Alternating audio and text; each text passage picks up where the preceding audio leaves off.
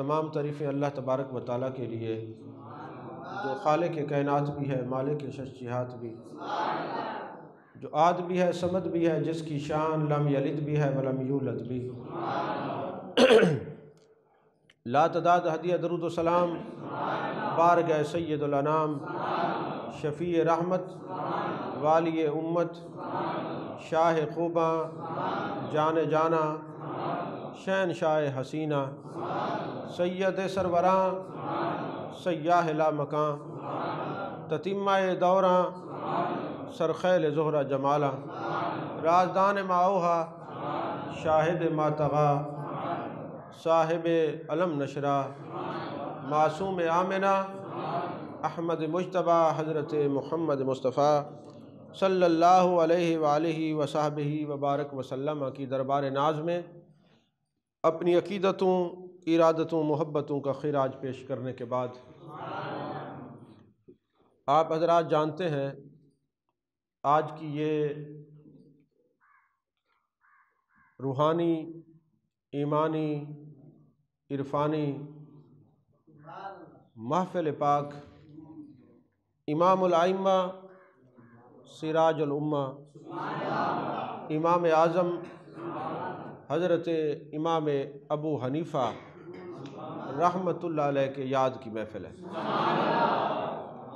ہماری خانقاہ کا حسن یہ ہے، طریقت کے امام ہوں ان کا عرس ہوتا ہے، شریعت کے امام ہوں ان کی یاد منائی جاتی ہے، اور صرف اس نیت سے کہ اللہ نے قرآن میں فرمایا الاخلاء یومئذ بعضهم لبعض عدو الا المتقین، قیامت والے دن سارے رشتے دشمنی میں بدل جائیں گے، صرف ان کا رشتہ کام آئے گا، اور اگر یہ ہوگا تو کام آئے گا، اگر ہوگا ہی نہیں تو پھر کام کیسے آئے گا؟ تو گویا ہم ان کا تعلق شو کرتے ہیں، لوگوں تم گواہ ہو جاؤ، ہم حنفی ہیں، ہم قادری ہیں، ہم چشتی ہیں، ہم سہروردی ہیں، ہم چشتی صابری ہیں، ہم چشتی نظامی ہیں، ابو العلائی ہیں، جہانگیری ہیں، نقیبی ہیں۔ یہ ساری نسبتیں کیوں؟ تاکہ لوگ گواہ ہو جائیں یہ جن سے ہم نے نسبتیں جوڑی ہوئی ہیں یہ ایسے لجپال ہیں کہ یہ قیامت والے دن بھی تنہا نہیں چھوڑتے۔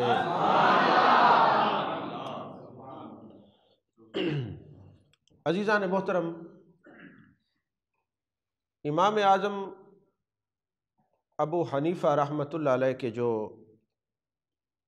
اصل نام ہے وہ ہے نعمان، ابا جی کا نام ہے ثابت، دادا جی کا نام پھر نعمان ہے، یعنی آپ کا نام دادا جی کے نام پہ رکھا گیا۔ آپ وہ شخصیت ہیں جن کے بارے میں محبوب علیہ الصلوۃ والسلام نے اشارہ دیا تھا کہ ایک شخص ایسا آئے گا جو علم کو لے کر سوریا ستارے تک جائے گا۔ تو میں آگے عرض کرتا ہوں، یہ بھی یاد رکھیں کہ آپ کے جو دادا تھے وہ کوفہ شہر کے اندر مشرف با اسلام ہوئے تھے، اور حضرت امام اعظم ابو حنیفہ رحمۃ اللہ علیہ کے والد جب پیدا ہوئے، یعنی حضرت ثابت جب پیدا ہوئے، تو چونکہ آپ کے دادا اسلام لائے تھے، انہوں نے اپنے بیٹے کو اٹھایا اور مولا کائنات حضرت علی کرم اللہ وجہہ الکریم کی بارگاہ میں لے گئے۔ تو مولا کائنات نے ان کے لیے دعائے خیر فرمائی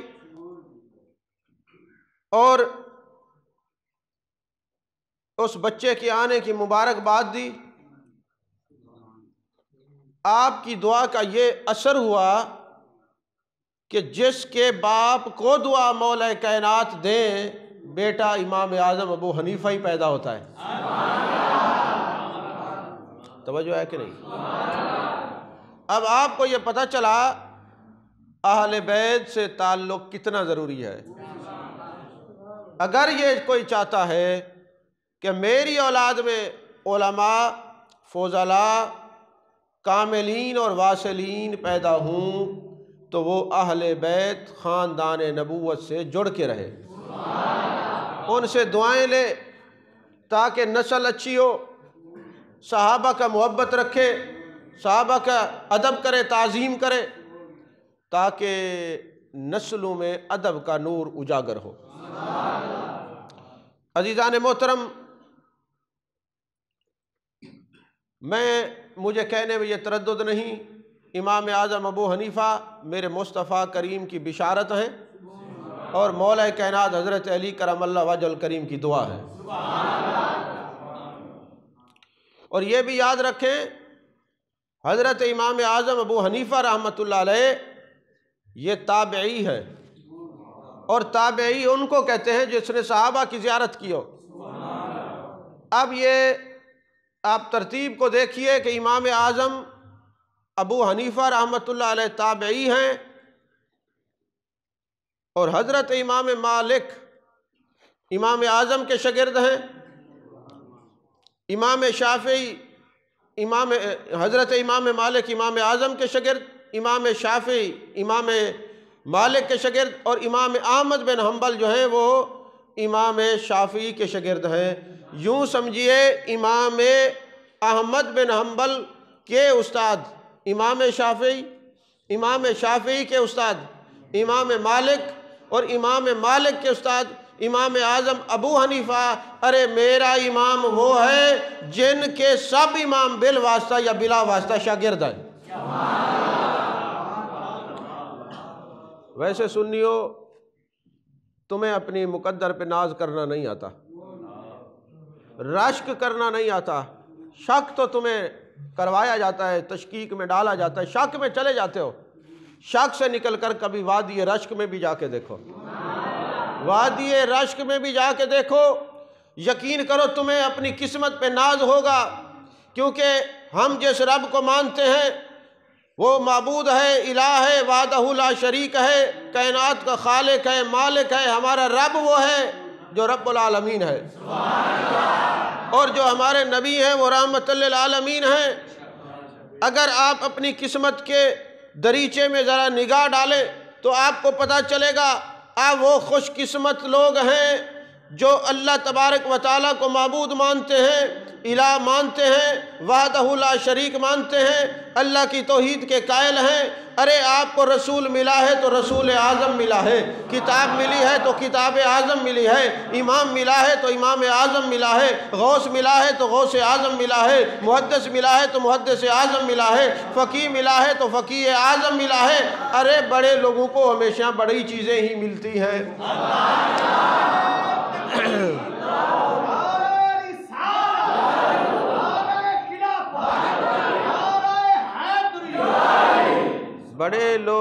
بڑے لوگوں کے نصیب میں آئے۔ ارے جن کے دامن میں محبوب ہوں ان کو چھوٹا کہنے کو دل نہیں کرتا۔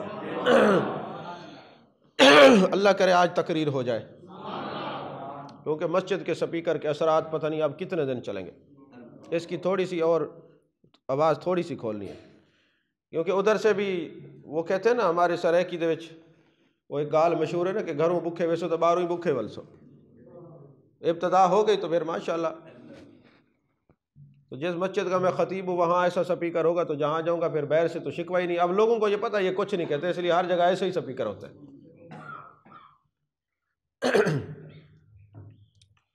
میرے آقا کریم صلی اللہ علیہ وسلم کیا ارشاد فرماتے ہیں؟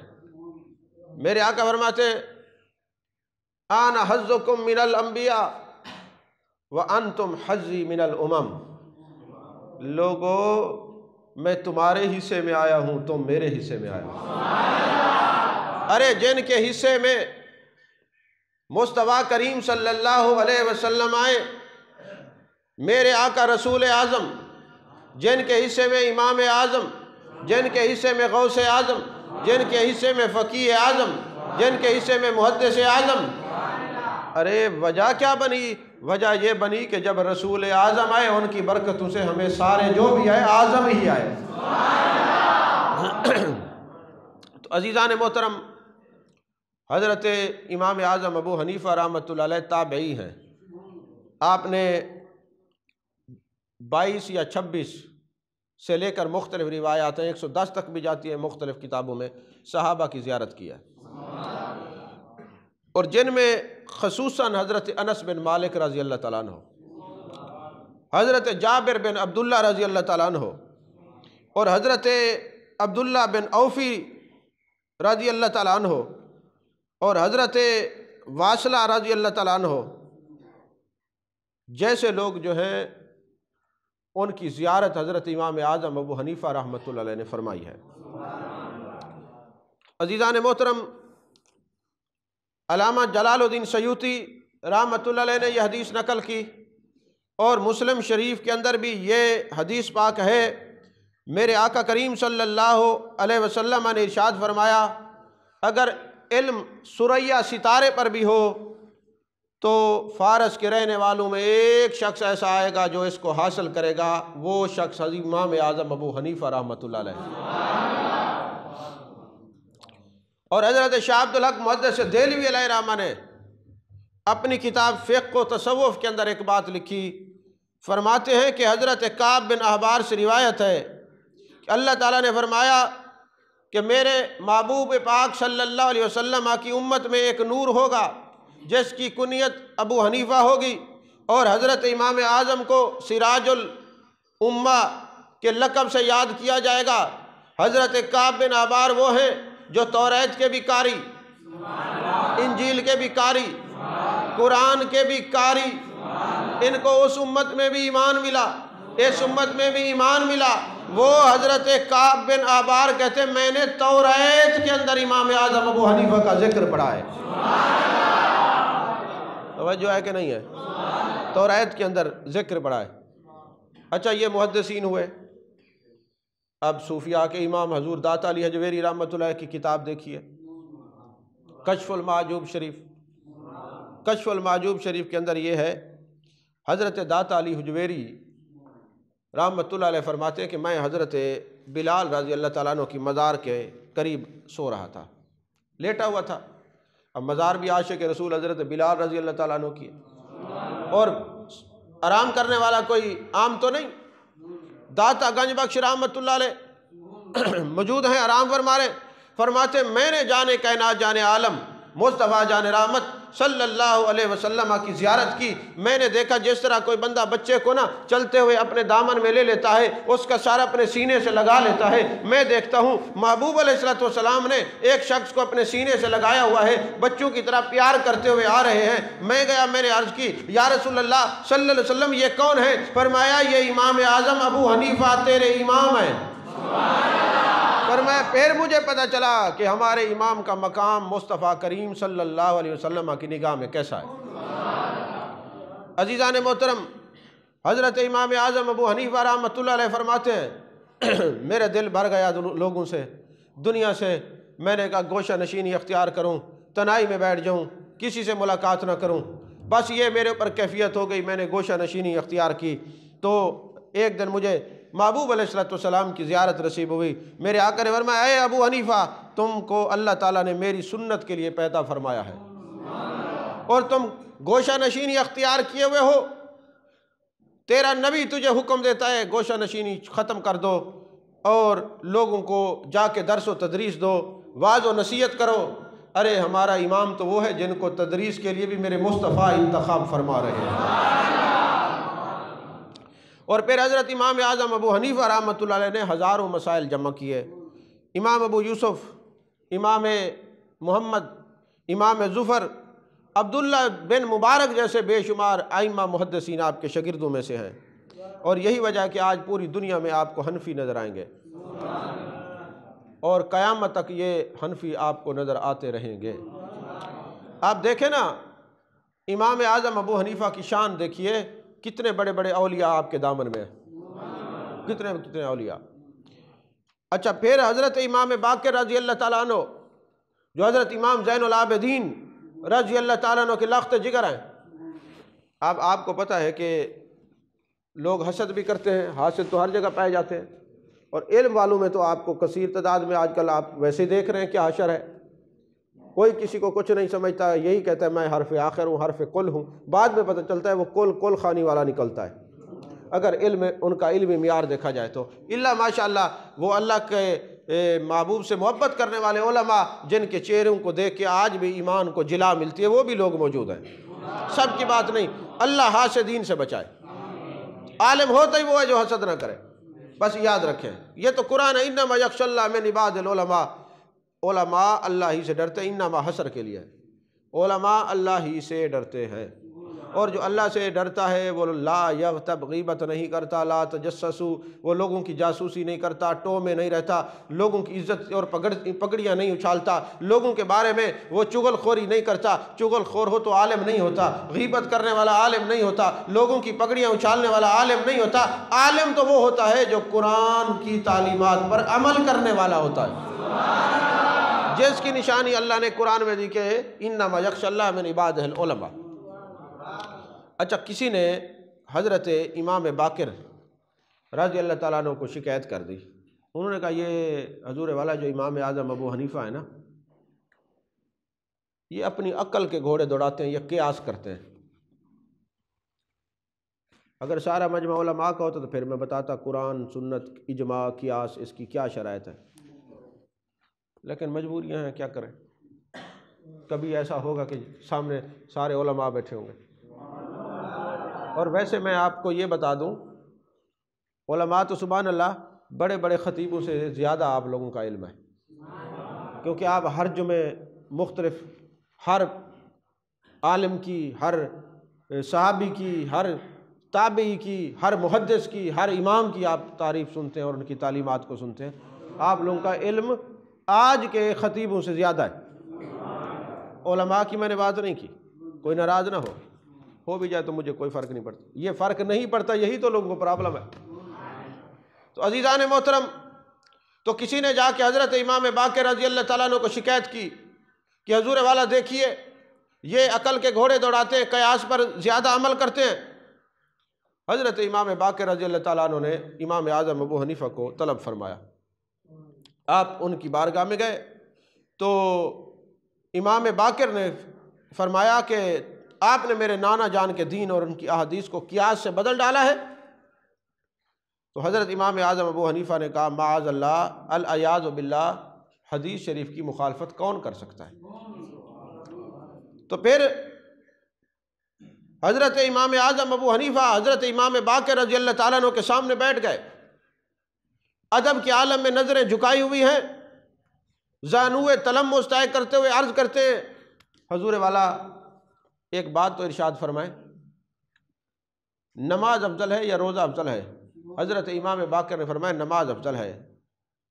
تو امام اعظم فرمانے لگے اگر میں قیاس کرتا اور حدیث شریف پر قیاس کو ترجیح دیتا تو پھر میں یہ کہتا کہ حیض والی عورت پر نماز کی قضا ہونی چاہیے نہ کہ روزہ کی، کیونکہ حالت حیض میں نماز عورت پر معاف ہوتی ہے، روزے معاف نہیں ہوتے، بعد میں قضا کرنی پڑتی ہے، یہ مسئلہ یاد رکھیں۔ کئی لوگ یہاں پہ بھولے ہوئے ہیں کہ جناب عورت ایام حیض میں ہو تو وہ پھر بعد میں روزے نہیں رکھتی، ان کی قضا کرنی ہوتی ہے، نماز معاف ہوتی ہے حالت حیض میں، روزہ معاف نہیں ہے، توجہ ہے کہ نہیں ہے؟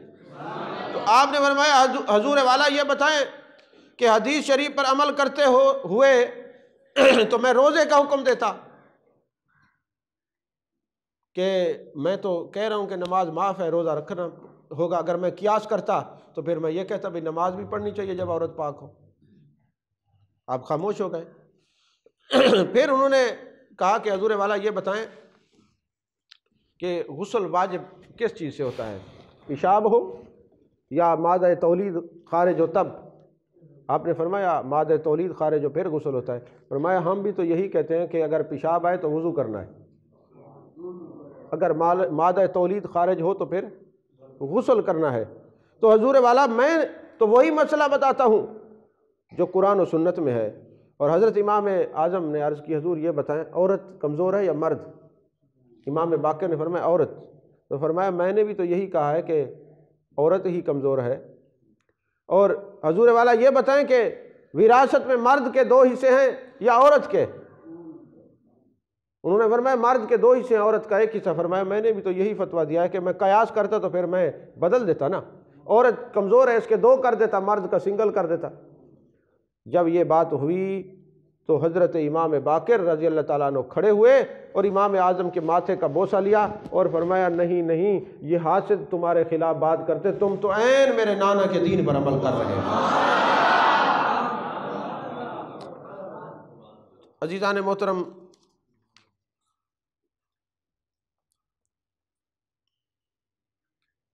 امام اعظم ابو حنیفہ رحمۃ اللہ علیہ وہ شخصیت ہیں، امام عبد الوہاب شعرانی رحمۃ اللہ علیہ نے اس بات کو لکھا ہے میزان الکبریٰ کے اندر کہ امام اعظم ابو حنیفہ رحمۃ اللہ علیہ کھڑے ہوئے دیکھ رہے تھے ایک تالاب کے اوپر ایک نوجوان وضو کر رہا تھا۔ جب اس نے وضو کر لیا تو آپ نے فرمایا نوجوان تو اپنے والدین کی گستاخی کر کے آیا ہے، اپنے والدین کی گستاخی کر کے آیا ہے، اور ایک روایت میں یہ ہے کہ تو اپنے ماں اور باپ کو ستا کے آیا ہے۔ اس نے کہا حضور والا آپ کو کیسے پتہ چلا؟ انہوں نے کہا تیرا یہ گناہ پانی میں بہتا ہوا میں نے ابھی دیکھا۔ آپ کو سمجھ نہیں آئی میں نے کیا کہا؟ پانی میں بہتا ہوا میں نے یہ گناہ دیکھا ہے۔ اور پھر ایک کو کہا کہ تو کیا زنا کر کے آیا ہے؟ انہوں نے کہا حضور آپ کو کیسے پتا؟ پھر جب آپ نے یہ بتایا کہ تو نے میرے محبوب علیہ السلام کی یہ حدیث نہیں سنی، جب کوئی وضو کرتا ہے ہاتھ دھوتا ہے ہاتھوں کے گناہ بہہ جاتے ہیں، منہ میں پانی ڈالتا ہے منہ سے جو غیبت کی ہے چغلی کی ہے لوگوں کے بارے میں زبان درازی کی ہے وہ گناہ بہہ جاتا ہے، پھر چہرے کے گناہ، پھر ہاتھوں کے گناہ، پھر پاؤں کے گناہ، یہ سارے دھل جاتے ہیں۔ انہوں نے توبہ کی۔ اگر آج کوئی بندہ کہے کہ حضور والا ہمیں تو نظر نہیں آتے، میں نے کہا تم تھوڑا محسوس کرو تمہیں بھی نظر آئے گا، کیونکہ اگر وہ امام اعظم ابو حنیفہ جیسی آنکھ نہیں رکھتے نا، محسوس تو رکھتے ہو نا، احساس تو ہے نا، حواس خمسہ تو زندہ ہے نا، حواس خمسہ نہیں تو پھر تو بندہ ہی فارغ ہے۔ اگر حواس خمسہ کا احساس رکھتے ہو تو پھر آج کے بعد یاد رکھنا، جب تم وضو کرنے کے بعد ایک لمحہ آنکھیں بند کر کے غور ضرور کرنا، وضو کرنے کے بعد آپ کو اپنی طبیعت ہلکی پھلکی نظر آئے گی۔ اس لیے نظر آئے گی کہ جو کچھ آپ نے کیا وہ بہہ گیا۔ وضو کا کمال یہ ہے، وضو کی کرامت یہ ہے۔ اگلا فتویٰ سنیے امام اعظم ابو حنیفہ رحمۃ اللہ علیہ کا، اور آج کے بعد علماء ربانی جن میں سے کسی عالم حقہ کی مخالفت نہیں کرنی، کسی عالم ربانی کی مخالفت نہیں کرنی۔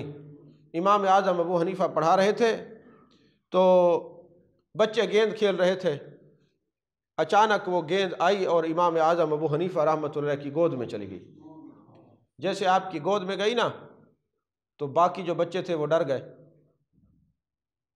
مجھے ایک بات بتائیں، اگر کوئی کسی مدرسہ کا استاد بیٹھا ہو یا سکول کا استاد بیٹھا ہو اور گراؤنڈ میں بچے کھیل رہے ہوں اور گیند جا کے استاد کو لگے یا جھولی میں جائے تو شاگرد شرمندہ ہوں گے یا خوش ہوں گے؟ اور اگر کوئی کہے کہ چنگا تھا تو پھر کوئی فتویٰ لگے گا نا۔ تو یہ تو آپ کے مدرسہ کا استاد ہے، اس کے روب سے بچے ڈرتے ہیں۔ یہ آپ کے سکول کا استاد ہے کہ اس کے روب سے بچے ڈرتے ہیں۔ یہ تو بڑے بڑے ائمہ کا استاد ہے، جس کو امام اعظم ابو حنیفہ فرماتے ہیں، جن کو امام اعظم ابو حنیفہ کہا جاتا ہے۔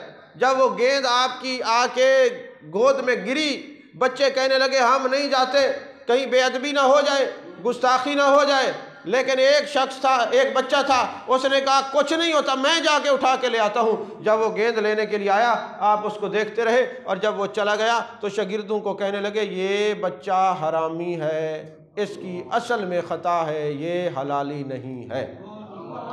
تو قاضی ابو یوسف بھی بیٹھے، امام محمد بھی بیٹھے، امام ظفر بھی بیٹھے ہیں، عبداللہ بن مبارک جیسے لوگ بیٹھے ہیں۔ انہوں نے کہا ہم یہ سمجھ رہے تھے کہ شاید حضرت جلال میں آ گئے کہ حدیث رسول پڑھا رہے تھے، اور گیند آئی، توجہ ہٹی، اس لیے فرما رہے تھے، لیکن ایک نے کہا نہیں نہیں، ان کی نگاہ کچھ اور دیکھتی ہے، ذرا اس بچے کی تحقیق تو کیجئے۔ جب تحقیق کی تو واقعی اس کے والدین کا نکاح بھی نہیں ہوا تھا، وہ بغیر نکاح کے پیداوار تھی۔ جب امام اعظم سے پوچھا گیا حضور آپ کو کیسے پتہ چلا؟ فرمایا یہ جو عالم ہے، العلماء ورثۃ الانبیاء، یہ عالم نبی کا وارث ہوتا ہے، اور نبی کے وارث کا مخالف وہی ہو سکتا ہے، بے ادب وہی ہو سکتا ہے جس کی اصل میں خطا ہو، حلالی عالم کا مخالف ہوتا ہی نہیں ہے۔ توجہ ہے کہ نہیں ہے؟ کئی بابے آپ کو محلے میں ملیں گے علماء کے خلاف زبان درازی کرتے ہوئے، اور کئی آپ کو جس کو شناختی کارڈ پہ گھر سے روٹی ملتی ہے مسجد میں آ کے وہ بھی باک باک کرنے لگ جاتے ہیں۔ تو سمجھ آئیے جو علماء کے پیچھے پڑے ہوئے ان کا قصور نہیں ہے، اس کی اصل میں خطا ہے۔ اگر اس کی اصل ٹھیک ہوتی تو یہ جو اصل میں نبی کے وارث ہیں ان کا احترام کرنے والا ہوتا۔ توجہ ہے کہ یہ میرا فتویٰ نہیں، امام اعظم ابو حنیفہ کا فتویٰ ہے رحمۃ اللہ علیہ۔ اچھا، پھر آج ملحد اور بے دین معاذ اللہ ثم معاذ اللہ العیاذ باللہ خدا کے وجود کے منکرین پیدا ہو رہے ہیں، ہر جگہ ہم ان کا سامنا کر رہے ہیں اور جواب بھی دے رہے ہیں۔ تو یہ آج سے نہیں ہے، امام اعظم ابو حنیفہ کے پاس بھی ایک شخص آیا جو خدا کی وجود کا منکر تھا اور خدا کی قدرت کا منکر تھا، خدا کے وجود کو العیاذ باللہ مانتا نہیں تھا۔ وہ آپ کے پاس مناظرہ کرنے کے لیے جب آیا نا تو آپ تھوڑے لیٹ ہو گئے۔ تو جب آپ تھوڑے لیٹ ہوئے تو وہ بندہ پہلے پہنچ گیا، آپ تشریف لائے تو انہوں نے کہا حضرت آپ لیٹ کیسے ہوئے؟ آپ فرمایا میں آ رہا تھا، میں نے ایک عجیب منظر ابھی دیکھا ہے۔ درخت کھڑے تھے، اچانک وہ کٹنے لگ گئے، گرنے لگ گئے، پھر وہ خود بخود ہی آرا کوئی چلنے لگ گیا، پھٹے بننے لگ گئے، پھر وہ کشتی تیار ہوئی، پھر میں اس پہ بیٹھا اور آپ کے سامنے آ گیا۔ جب آپ نے یہ بات کی نا تو وہ جو منکر تھا وہ کہنے لگا یہ کیسے ہو سکتا ہے، یہ تختہ جو ہے نا یہ تختہ کیسے بن سکتا ہے، یہ درخت خود کیسے کٹ سکتے ہیں، یہ خود کشتی کیسے چل سکتی ہے جب تک اس کے چلانے والا نہ ہو۔ تو آپ نے فرمایا یہی تو بتانا چاہتا ہوں، کشتی بغیر چلانے والے کے چلتی نہیں ہے، تو یہ پورا نظام کائنات بھی کسی چلانے والے کے بغیر چلتا نہیں، جو چلاتا ہے اسی کو تو خدا کہا جاتا ہے۔ اللہ اکبر۔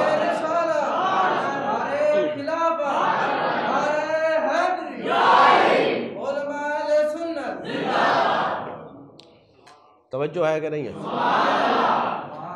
اچھا، ایک اور مسئلہ بھی ہے، آج کل یہ بھی بڑا ایشو چل رہا ہے۔ احناف یہ کہتے ہیں کہ امام کے پیچھے جب آپ نماز پڑھ رہے ہوں تو سورہ فاتحہ نہیں پڑھنی، امام کی قرات مقتدی کی قرات ہے۔ اور وہ جو دوسرا ٹبر ہے وہ کہتا ہے نہیں نہیں، فاتحہ کے بغیر نماز نہیں ہوتی۔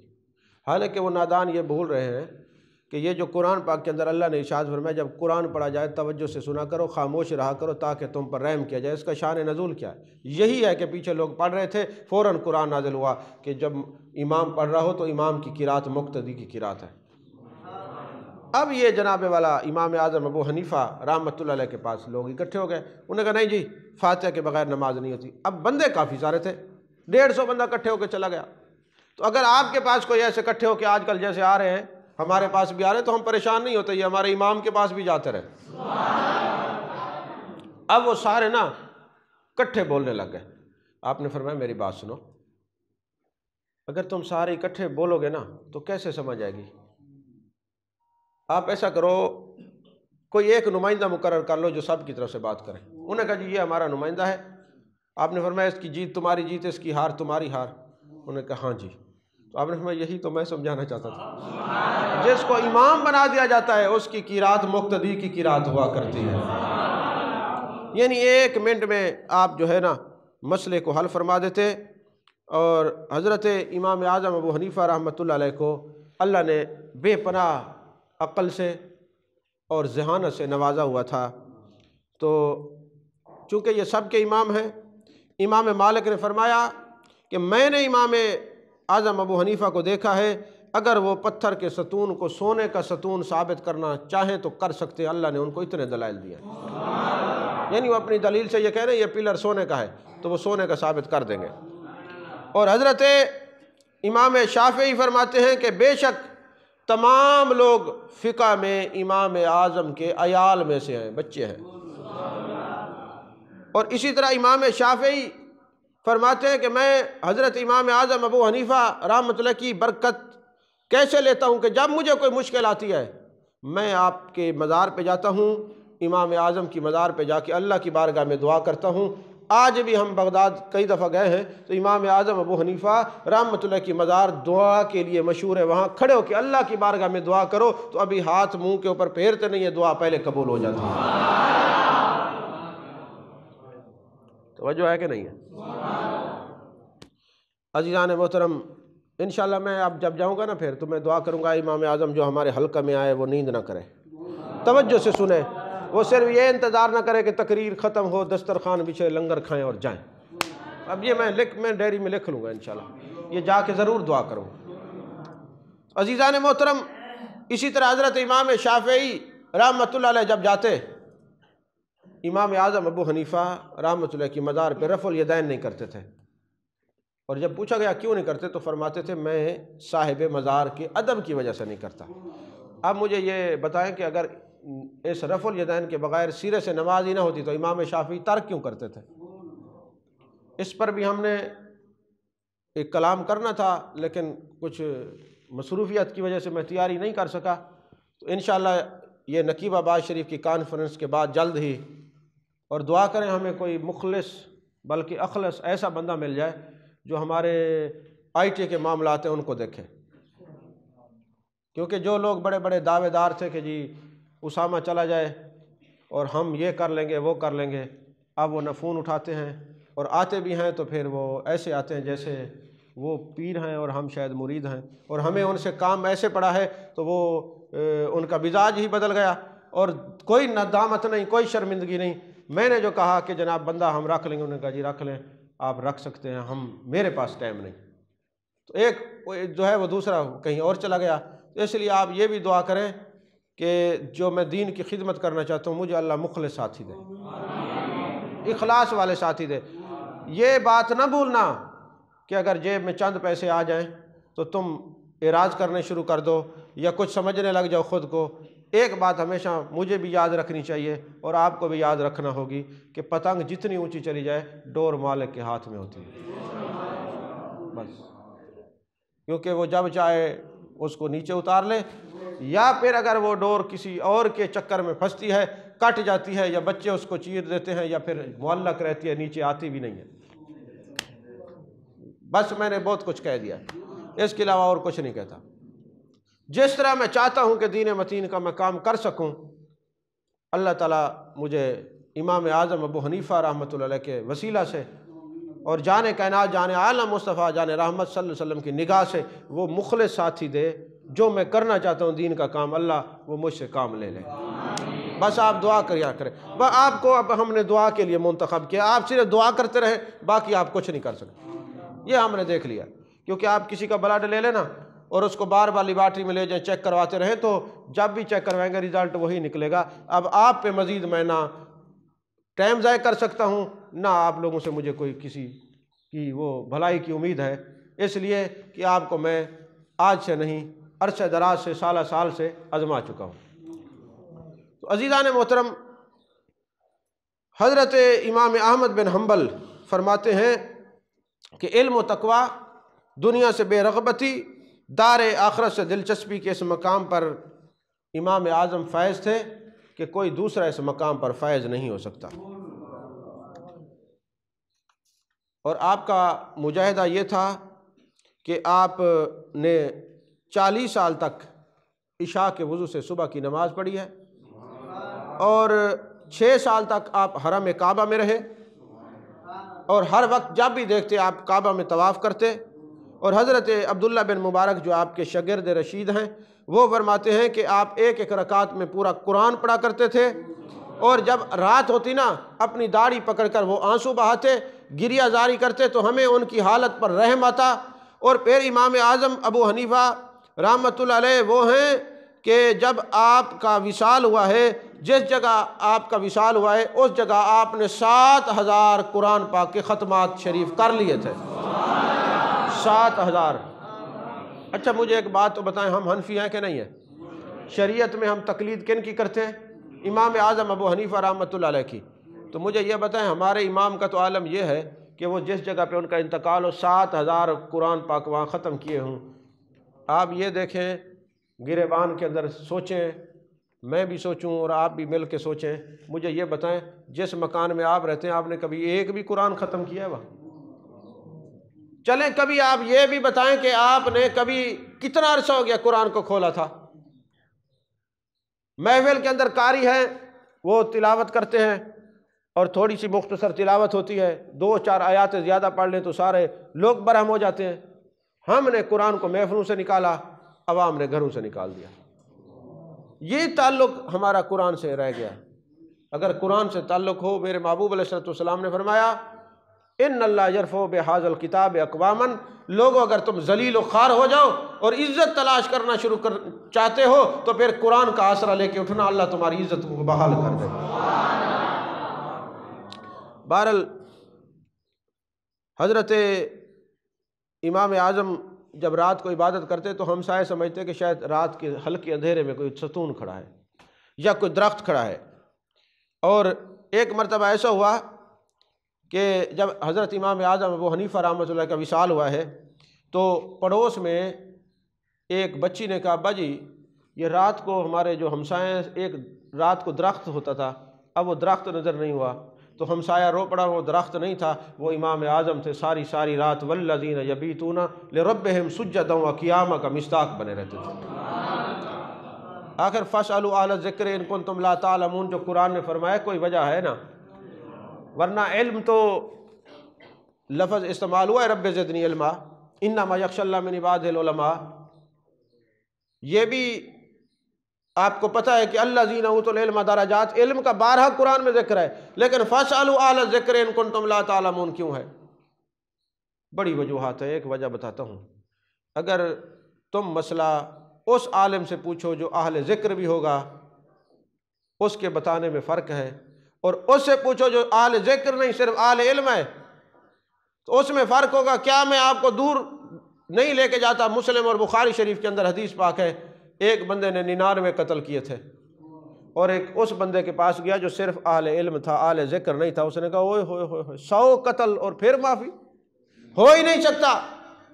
لیکن جب اس کے پاس گیا جو اہل علم بھی تھا اہل ذکر بھی تھا، اس نے کہا تیرے گناہ کوئی، اگرچہ قتل بہت بڑی چیز ہے، بہت بڑا گناہ ہے، بڑے فتنے میں مبتلا ہوا، لیکن کتنا بڑا گناہ کیوں نہ ہو، رب کی رحمت سے بڑھ کر تو نے گناہ نہیں کیے نا۔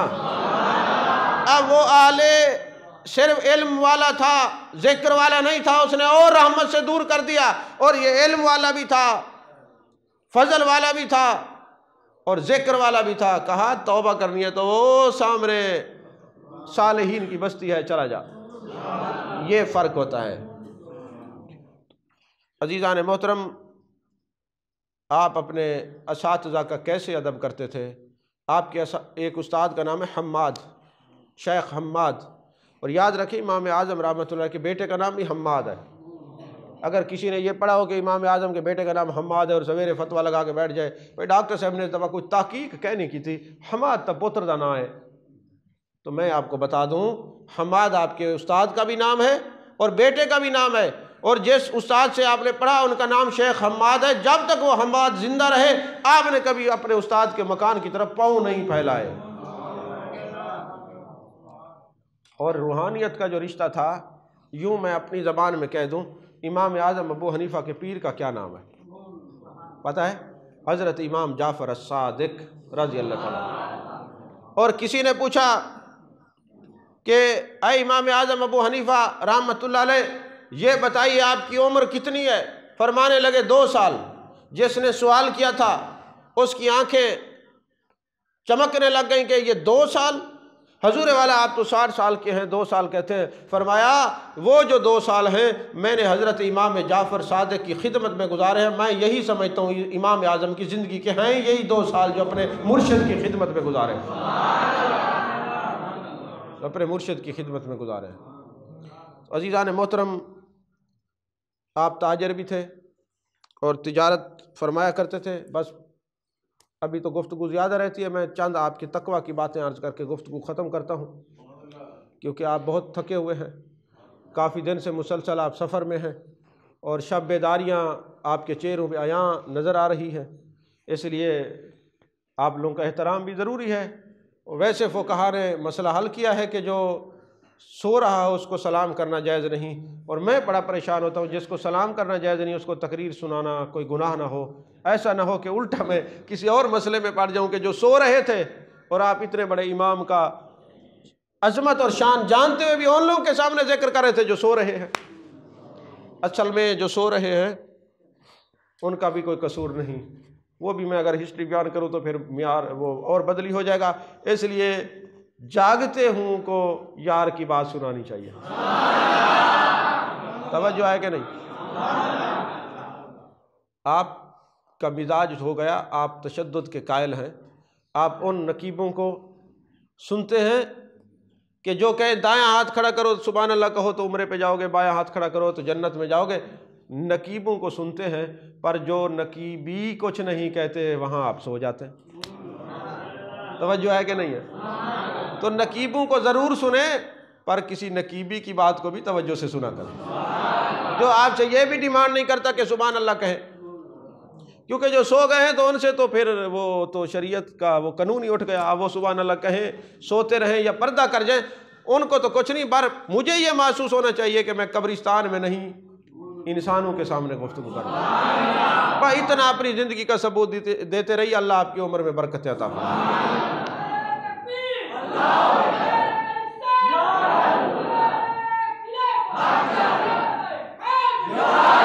ماشاءاللہ یہ وہ بزرگ ہیں صرف جو نعرے کے وقت جاگتے ہیں۔ آپ تجربہ کر لیں، یہ ہمارا ببلو بچہ جو ہے یہ صرف نعرہ لگاتا ہے پھر سو جاتا ہے، پھر اچانک زور سے جب سبحان اللہ کان میں پڑتی ہے پھر وہ کہتا ہے کوئی اچھی بات ہوئی ہے، پھر وہ نعرہ لگا دیتا ہے پھر سو جاتا ہے، یا یہ سوتا ہے یا نعرہ لگاتا ہے، اس کے علاوہ تیسرا کوئی کام نہیں۔ الحمدللہ یہ بھی سب کا کام نہیں، یہ بھی جس کا کام اسی کو ساجے۔ عزیزان محترم دیکھیں نا، سارے جاگنے والے برابر نہیں ہوتے، رات کو چور بھی جاگتا ہے اور رات کو چوکیدار بھی جاگتا ہے۔ توجہ ہے کہ نہیں؟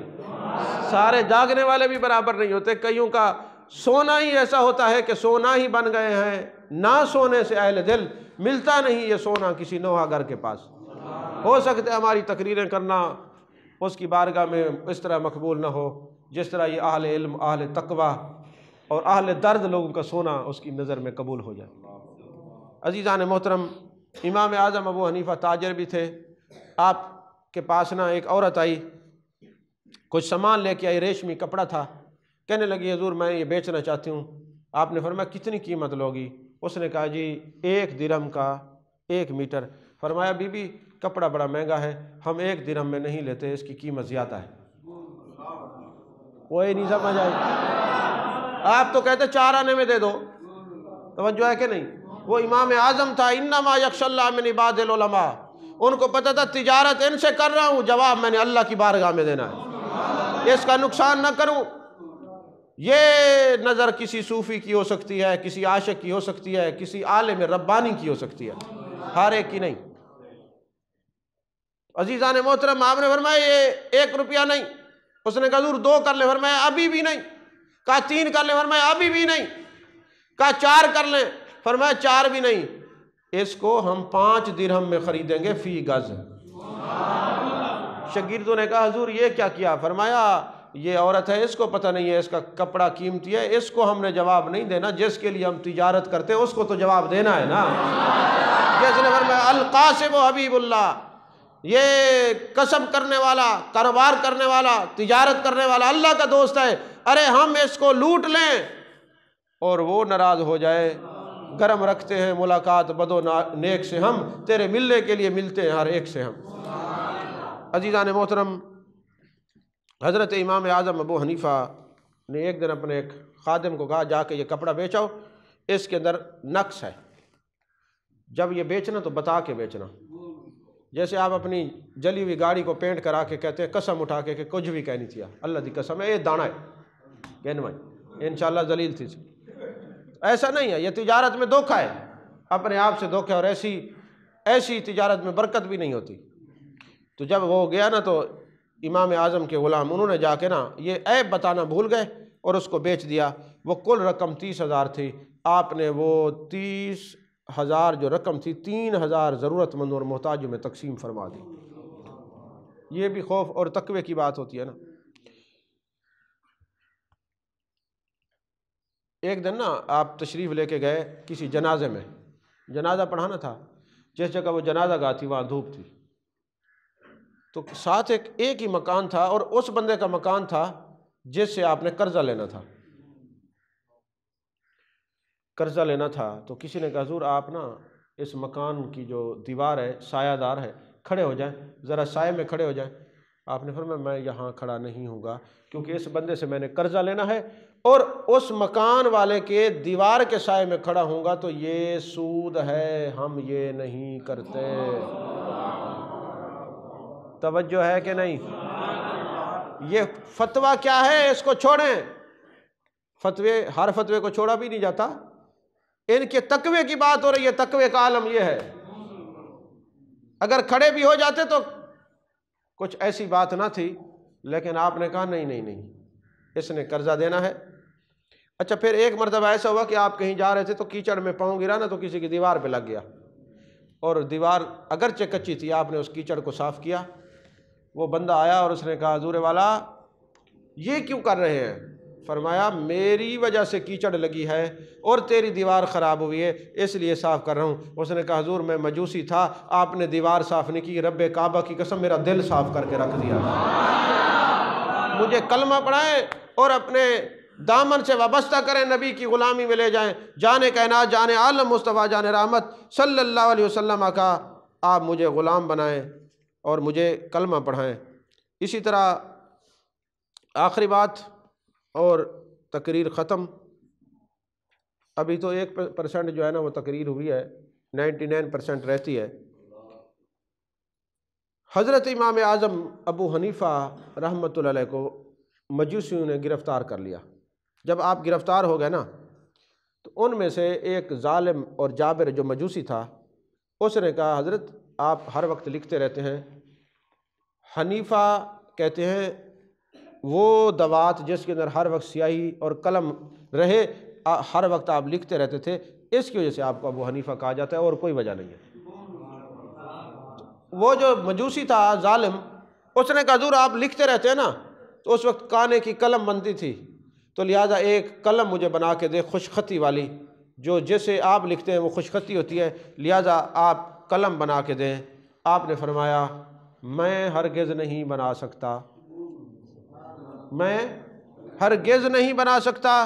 اس ظالم نے کہا وجہ کیا ہے؟ کہتے اللہ تبارک و تعالیٰ نے فرمایا قیامت والے دن جب کوئی ظالموں کا ساتھ دینے والا جائے گا اللہ کی بارگاہ میں، تو اللہ فرمائے گا ان ظالموں کا جو ساتھ دینے والے تھے ان کو بھی کھڑا کیا جائے، میں قلم بنا دوں، پتہ نہیں تو کیا لکھے، ظلم کی بات لکھے، اور قیامت والے دن جب تو ان کی بارگاہ میں پیش ہو مجھے بھی کہیں نہ پیش ہو جانا پڑے، اس لیے میں ظالم کا ساتھ ہی نہیں دیتا۔ اب مجھے یہ بتائیں، وہ تو ظالم کا ساتھ نہ دے اور ہم ساتھ ہی ظالموں کا دیتے ہیں، غریبوں کے ساتھ نہیں کھڑے ہوتے۔ اور یاد رکھیں امام اعظم ابو حنیفہ قلم اس لیے نہیں دے رہے کہ یہ بد مذہب ہے، گستاخ ہے، ہم اس کو قلم کیوں بنا کے دیں؟ یعنی اتنا قلم کے بھی ہمارے اکابر روادار نہیں ہیں۔ جیسے حضرت عبداللہ بن مبارک رحمۃ اللہ علیہ، اس کو روح البیان کی 3 جلد کے اندر نشان لگا کے میں نے رکھا ہوا ہے، اور میں اس بات کو پڑھتا ہوں تو میں بڑا پریشان ہوتا ہوں۔ وہ ہمارے علماء، وہ ہمارے نعت خواں، وہ ہمارے لوگ جو ہر جگہ پہنچ جاتے ہیں، وہ نہیں دیکھتے کہ یہ کس عشق والے ہیں، محبت والے ہیں، بغض والے ہیں، حق مذہب والے ہیں، بد مذہب ہیں، کون ہیں، ہر جگہ چلے جاتے ہیں۔ میں بڑا پریشان ہوتا ہوں اس بات کو روح البیان کے اندر پڑھ کے۔ حضرت عبداللہ بن مبارک جس کو امیر المومنین فی الحدیث کہا جاتا ہے، جب وہ فوت ہوئے ان کی قبر پر کسی نے مراقبہ کیا اور پوچھا حضور یہ بتائیں اللہ نے آپ کے ساتھ کیا سلوک کیا ہے؟ فرمانے لگے مجھ پر اللہ نے ایک بات پر عتاب کیا ہے، ایک دن ایک گستاخ اور بد مذہب آیا تھا، میں مسکرا کے اس کو ملا، جب اللہ کی بارگاہ میں گیا ہوں اس نے ناراضگی کا اظہار کیا ہے، اے عبداللہ بن مبارک ہم نے تجھے عزتوں سے نوازا، شانوں سے نوازا، عظمتوں سے نوازا، اور تو گستاخ اور بد مذہب کو خوش ہو کے ملا، تو نے یہ بھی نہیں دیکھا کہ تیرے رب کا اور تیرے محبوب کا یہ گستاخ ہے؟ اس بات پر آپ نے عتاب فرمایا۔ تو عزیزان محترم، ہم سب کو اپنے اکابرین کے اپنے اکابرین کے نقش قدم پہ چلنا چاہیے، اور یہ بھی یاد رکھیں حضرت امام اعظم ابو حنیفہ رحمۃ اللہ علیہ کے بارے میں دو چھوٹی سی باتیں اور بھی توجہ سے سنیے۔ ایک بزرگ ہیں جن کا نام یحییٰ معاذ رازی ہے رحمۃ اللہ علیہ، بہت بڑے بزرگ ہیں، تصوف میں ان کا بڑا نام ہے۔ تو حضرت یحییٰ بن معاذ رازی رحمۃ اللہ علیہ ایک دن نبی پاک صلی اللہ علیہ وسلم کی آپ نے زیارت کی تو عرض کی، یا رسول اللہ صلی اللہ علیہ وسلم اگر آپ کو تلاش کرنا ہو تو کہاں تلاش کروں؟ تو میرے آقا کریم صلی اللہ علیہ وسلم نے فرمایا، مجھے جب بھی تلاش کرنا ہو امام اعظم کے ساتھ تلاش کرو۔ اور اس بات کو کشف المحجوب میں داتا صاحب نے بھی نقل کیا ہے، اور تذکرۃ الاولیاء کے اندر علامہ فرید الدین عطار رحمۃ اللہ نے بھی نقل کیا ہے۔ اب میرے آقا کریم صلی اللہ علیہ وسلم کے غلاموں، یحییٰ معاذ رازی عام آدمی نہیں ہے، تصوف کا بہت بڑا امام ہے۔ انہوں نے کہا، یا رسول اللہ آپ کو تلاش کرنا ہو تو کہاں تلاش کریں؟ فرمایا، مجھے تلاش کرنا ہو تو ابو حنیفہ کے پاس تلاش کرو، ہم اس نبی کی تلاش کی وجہ سے حنفی ہیں کہ محبوب نے فرمایا مجھے تلاش کرنا ہو تو ان کے پاس تلاش کرو۔ اور دوسری بات یہ ہے کہ میرے آقا کریم صلی اللہ علیہ وسلم کی بارگاہ میں یہ مقبول ہیں، منظور نظر ہیں۔ مکے میں ہوں تو ہاتف غیبی سے آواز آتی ہے، امام اعظم جو آپ کے دامن میں ہوگا، مقلد ہوگا، وہ جنتی ہوگا۔ اور پھر جب میرے آقا کریم صلی اللہ علیہ وسلم کے روضہ پاک پر آپ جاتے ہیں، عرض کرتے ہیں، السلام علیک یا سید المرسلین، السلام علیک۔ یہ کاف کی ضمیر کے مرجع پر ذرا غور کیجئے۔ ہم پڑھتے ہیں تو لوگ فتوے لگاتے ہیں اور کہلاتے حنفی ہیں، تو امام اعظم ابو حنیفہ کیا فرماتے ہیں؟ السلام علیک یا سید المرسلین۔ میرے آقا فرماتے ہیں، وعلیک السلام یا امام المسلمین۔ تو جب محبوب فرما دیں اے مسلمانوں کے امام، تو ہم نے امام یہ اس لیے بنایا تاکہ مسلمان رہیں۔ امام یہ اس لیے بنایا تاکہ ہم مسلمان رہیں۔ اور آپ نے جو قصیدہ نعمان لکھا اس میں کیا لکھا؟ یا اکرم الثقلین یا کنز الورا، یا اکرم الثقلین۔ اب جو کہتے ہیں دور سے نبی کو یا کہہ کے پکاریں تو فتوے لگاتے ہیں، میں نے کہا حنفی لکھانا چھوڑ دو، کیونکہ امام اعظم نے جو قصیدہ لکھا ہے پہلا شروع یہاں سے کیا ہے، یا اکرم الثقلین۔ تو اگر پھر آپ یا کہہ کے یا رسول اللہ کہیں ہیں تو پھر آپ کو ڈرنا بھی نہیں چاہیے، کیونکہ ہمارے امام اعظم ابو حنیفہ میرے آقا کریم صلی اللہ علیہ وسلم کو اسی طرح فرماتے ہیں، عرض کرتے ہیں، یا اکرم الثقلین یا کنز الورا۔ اور بوسیری تو کہتے ہیں یا اکرم الخلق۔ تو یہ جتنے بزرگ ہیں ان کا عقیدہ ستھرا ہے، بزرگوں کے دامن سے وابستہ رہیے۔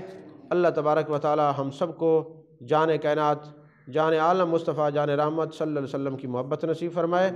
اور یاد رکھیں جب امام اعظم اس دنیا سے گئے نا، آپ کا وصال ہوا، تو آپ نے اپنے شاگرد قاضی ابو یوسف کو ایک نصیحت فرمائی، ہمیشہ قرآن کی تلاوت کرتے رہنا، اولیاء کرام زندہ کی زیارت کرتے رہنا، ان کی مزارات کی زیارت کرتے رہنا، اور مقامات مقدسہ کی کثرت سے زیارت کرتے رہنا، یہ آپ نے فرمایا۔ اور آپ کی جو ہے وصال 70 سال کی عمر میں 150 ہجری میں ہوا۔ بغداد شریف کے اندر آپ کا مزار فیوض و برکات کو بانٹ رہا ہے، لوگوں کو مستفیض فرما رہا ہے۔ اور آج بھی جو ان کی بارگاہ میں جاتا ہے حاضری دیتا ہے اور جو دعا مانگتا ہے اللہ تبارک و تعالی قبول فرماتے ہیں، اور ان کے حاضری دینے کے بعد دل مزکہ مصفہ مجلہ رہتا ہے۔ اللہ ہم سب کو ان کی تعلیمات پر عمل کرنے کی توفیق عطا فرمائے، آمین۔ وآخر دعوانا الحمدللہ رب العالمین۔